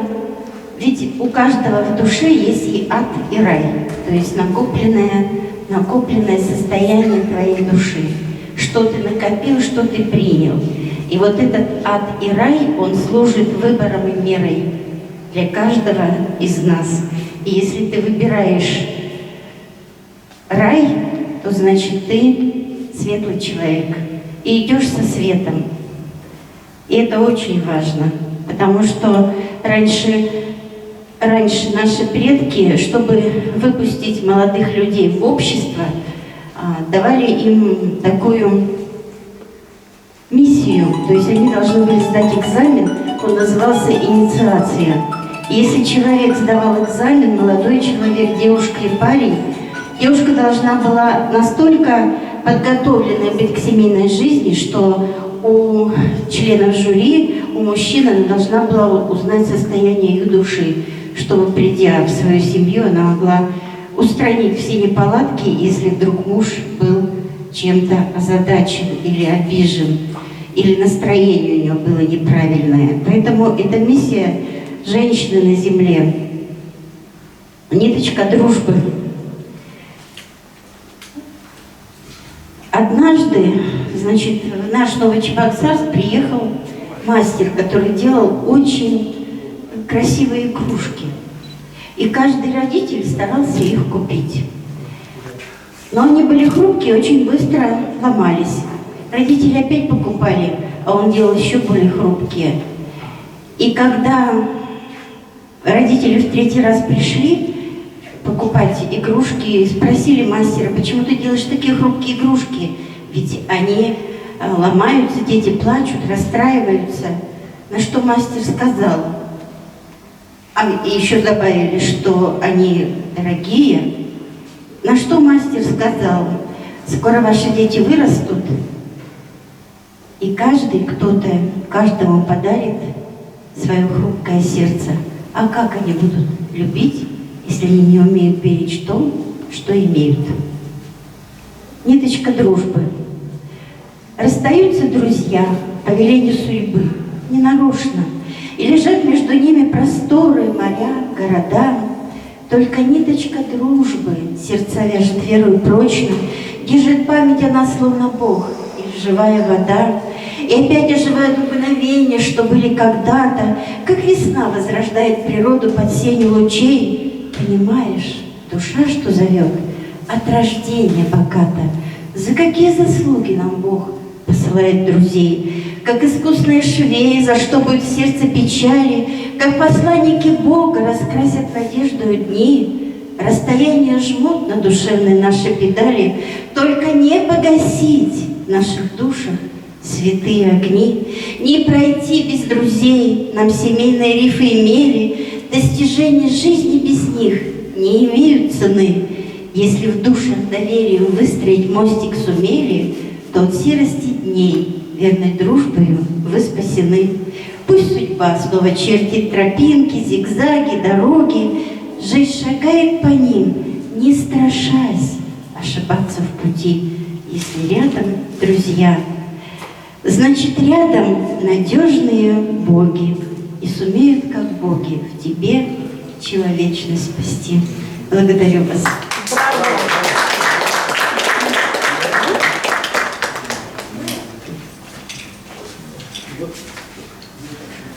Искусство объединяет человечество. Ценности великого искусства победоносно проходят через бури земных потрясений. Под знаком искусства мы побеждаем. Красотою мы объединяемся. Именно только единением и дружелюбием можно строить во благо, в улучшение жизни. Евгений Мальков, лауреат международных всероссийских и республиканских конкурсов, дипломант 21-х молодежных дельфийских игр России в городе Красноярске, руководитель Малькова Ирина Сергеевна. Перед началом я бы хотел поблагодарить доктора Басама, присоединиться к благодарению от всех, то, что он организовал такую прекрасную выставку, вот уже 30-ю по счету. И я специально выбрал сегодняшнюю тематику стихотворения под эту выставку. Михаил Лермонтов. Ветка Палестины. Скажи мне, ветка Палестины, где ты росла, где ты цвела? Каких холмов, какой долины ты украшением была? У вод ли чистых Иордана востока луч тебя ласкал? Ночной ли ветер в горах Ливана тебя сердито колыхал? Молитву ль тихую читали, или пели песни старины, когда листы твои сплетали, Салима, бедные сыны? И пальма та, жива ль поныне, все так же ль манит ли гнездное на прохожего в пустыне широколиственной главой? Или в разлуке неустанной она увяла, как и ты, и мрачно вот ложится желтый прах на увядающие цветы? Я бы хотел прочитать еще одно стихотворение собственного сочинения. Оно посвящено России. Широкие просторы, бескрайние поля, матушка Россия, щедрая земля. Здесь реки и озера, теплые моря. Это все Россия, родина моя. Горные вершины, снег аж до небес, смотрит из подножья изумленный лес. Дивная природа, волшебные края. Это все Россия, славная моя. Да, моя Россия вовсе не проста, а заключена в ней земная красота. С историей богатой связана страна, наследием культурным не обделена. Театры и музей, большой и Эрмитаж, универмаг старейший с названием «Пассаж», школы и лицей, всех их не перечесть. Учитесь, россияне, вам хвала и честь. Здесь мы жили спокойно, без прикрас, пока не наложили санкции на нас. Почти на все товары у нас висит запрет. Решает все вопросы Россия в сей момент. Спешим своим решением мы Запад огорчить, что все свои товары начнем производить. Ровно и надежно живет моя страна, но вот на Украине затеяна война. С Россией, я уверен, все переживем. Отпразднуем победу и песни попоем. С Россией, только с нею, двигаясь вперед, свободным и счастливым будет наш народ. Браво! Спасибо.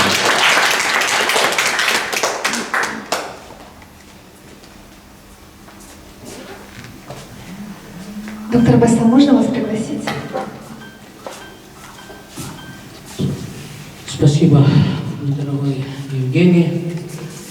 Хочу сказать, что Лермонтов играл огромную роль в сближении палестинский народ с Россией. Мы его считаем палестинцем, потому что настолько он любил Палестину, столько писал красивые стихи о Палестине, что благодаря этому мы больше полюбили Россию и русская душа. Молодец, Евгений, спасибо большое. И спасибо и Ирина Сергеевна, которая создает поистине великий человек. Я верю, что вы будете очень знаменитый, великий человек в истории России. Вы настолько старше, чем свой возраст, столько стихи пишете, читаете. Какая активность, везде и всюду вас вижу. Сколько уже мероприятий, в котором вы лично принимали участие с нами. Разрешите ему вручить благодарственное письмо. И наша замечательная Ирина Сергеевна Малкова, тоже очень активная, очень прекрасный душевный человек и очень патриотичный. Вручаю тоже за все благодарственное письмо.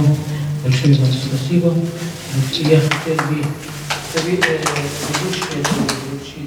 еще кто у нас. Виктор Александрович, наш замечательный кинорежиссер, который снимает нам шедевры, уже больше 30 фильмов. А наша выставка он снимал. Вот его благодарственные письма. Да, такие замечательные фильмы. И потом увидите этот очередной фильм. Вот. И наша ведущая Анна Геннадьевна очень хорошо исправилась со своей задачей сегодня. Вот. Молодец, все очень хорошо и очень...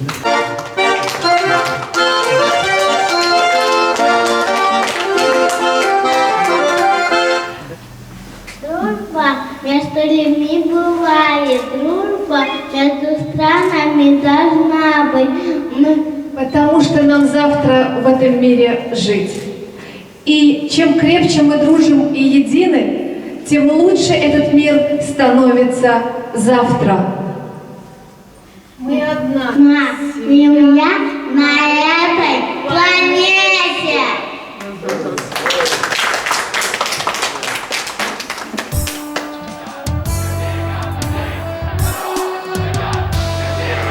أسيرا أو إما فريضا وإما قتيلا. لا أنا بقول لهم شهيدا شهيدا شهيدا شهيدا. الأقصى نادى والندى غالي ويهون عشانه العمر لو غالي. الأقصى نادى والندى غالي ويهون عشانه العمر لو غالي. رافض أشوف الغدر حر طليق، رافض أدوق الزاد وأخويا غريق. رافض أشوف الغدر حر طليق، رافض أدوق الزاد وأخويا غريق. يا رب نولنا الشهادة هناك، يا رب اوعدنا بنترجاك. يا رب نولنا الشهادة هناك، يا رب اوعدنا بنترجاك. بحلف يا قدس بربي وسماكي لا تعودي زي ما ربي سماكي. أرض الطهارة وعيسى والرسالات، معرج محمد للسبع سماوات. ابني عمره 27 سنة، قتلوا لي اياه. بنتي 19 سنة وعندها 4 أطفال حتى 7 أشهر، قتلوا لي اياه. ايش نعمل انا؟ شو طالب؟ شو نتجت انا؟ ايش اللي رجعوني على فلسطين؟ ما رجعوني على فلسطين. اختي استشهدت وبنت عمي انقطعت اجرها وامها كلمتها وتشوهت. ام لهي الطفل.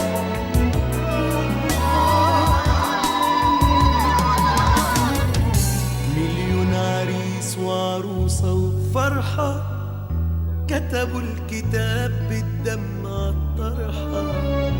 مليون عريس وعروسة وفرحة كتبوا الكتاب بالدم عالطرحة رايحين بشوق على جنة الخالدين زفة وملايكة منورة فلسطين رايحين بشوق على جنة الخالدين زفة وملايكة منورة فلسطين يا رب نولنا الشهادة هناك يا رب اوعدنا بنترجاك يا رب نولنا الشهادة هناك يا رب اوعدنا بنترجاك بحلف يا قدس بربي وسماك لك عودي زي ما ربي سماكي أرض الطهارة وعيسى والرسالات معرج محمد للسبع سماوات رجل ظل دون زوجته وأولاده وطفل يبحث عن والديه وامرأة تبحث عن باقي أطفالها وزوجها الذين لا تعرف عن مصيرهم شيئا وبيوت دمرتها صواريخ طائرة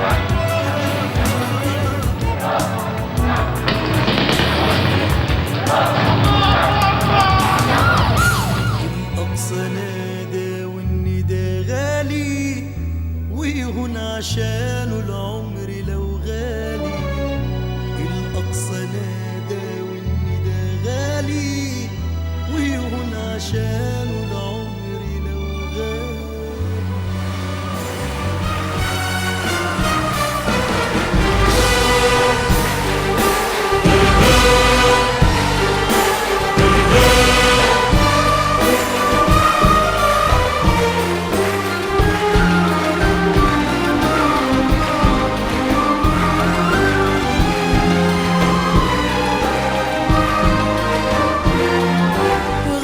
شمس الحق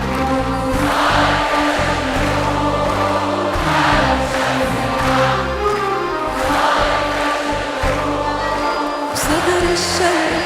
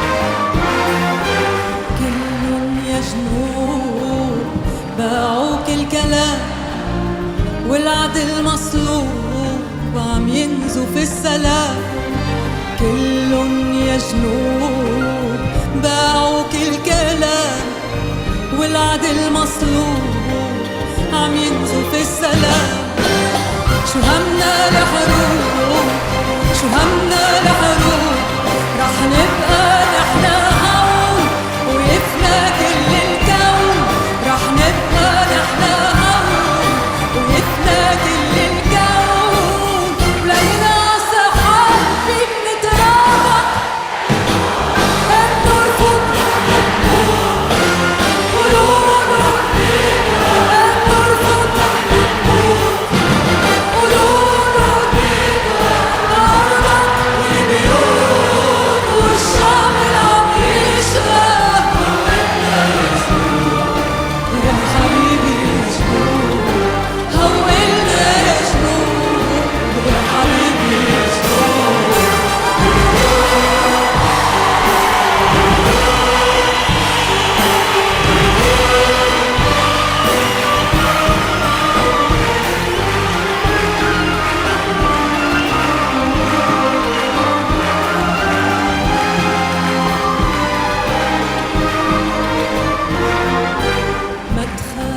يا جنوب من غدر الزمان، من ويل الحروب ومن لوعة الحرمان. وما تخاف يا جنوب من غدر الزمان، من ويل الحروب ومن لوعة الحرمان. ومع كل اللي صار، مع كل اللي صار، رح تبقى إلنا الدار، يرجع شجر الغار.